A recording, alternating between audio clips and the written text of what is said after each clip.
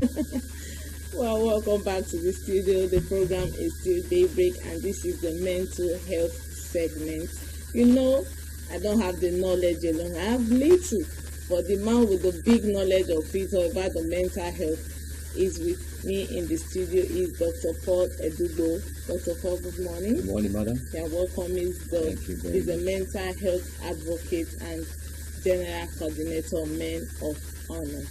Dr. Paul, you were telling me about the topic, and I'm like, I don't really understand. And our topic for today is common sense parenting. Common sense parenting. I don't really understand. What is common sense parenting? Well, common sense parenting is simply, is as the word is, parenting based on common sense. Basically, a lot of people today, they are not able to realize how things have changed from years past and now.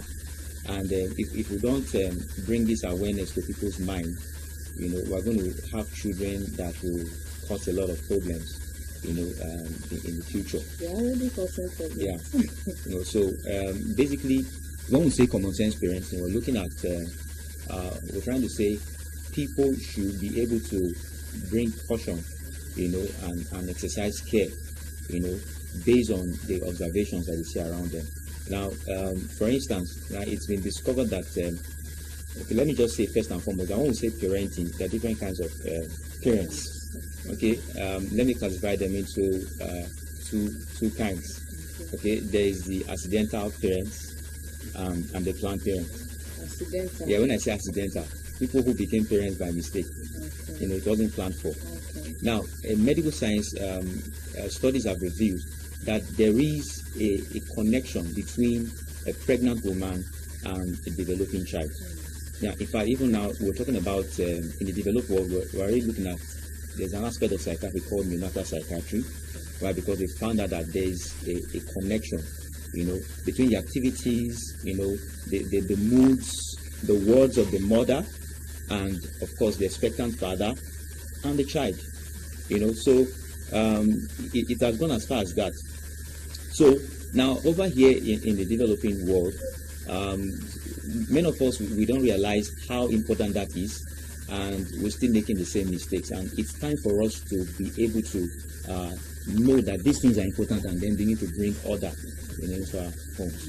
Okay, you're saying that before the parenting actually starts from the womb. Yes. The baby is in from when the woman is confirmed to be pregnant, that's when parenting really starts. There's already a connection. There's a connection. Okay, now there's someone say the times are really changing. Actually, the kind of children we give birth to these days, I always call them digital children, because they are too sharp. You see a child of 3 years can operate a phone, knows a lot of things because of the way technology has gone. Now, you said that times are changing, that there are new ways parents can bring up their children in this era of technology. Now, are you saying that the way our parents, brought us up, is there a difference between the way we were brought up in those days and now? Okay, now basically, while, okay, let's look at it from two angles. Now, while technology has been a blessing to us, it also has its drawbacks. That's on one side. Then the other thing is that now over the years, studies have been done, scientifically, and we have proofs to show that the way parents relate to their children is very, very important. Now, it might interest you to know that a child who was abused, someone who was abused as a child, also has the potential of abusing his own children. His own children is also at risk of being abused. So now knowing that how your parents related to you can affect you as an adult. In fact, the truth is that insecure children, most times, if you go to the home, you're going to find out that they have poor connection, poor relationship with their parents, because a child's first sense of self-image is obtained in the home. Now, when you relate to your children, when you bully your children, of course, they're going to to struggle a lot much more than someone who is raised up in a home that is conducive, there is love, there is sharing, and all that stuff. It's going to those two. They're going to start from two different pedestals. So this knowledge is so important. So now for many of us today, a lot of us are products of poor parenting. Sorry to say, but that is the truth. And then the thing is that when you're getting married or you want to build a home, your objective should be to raise a generation that is better than you.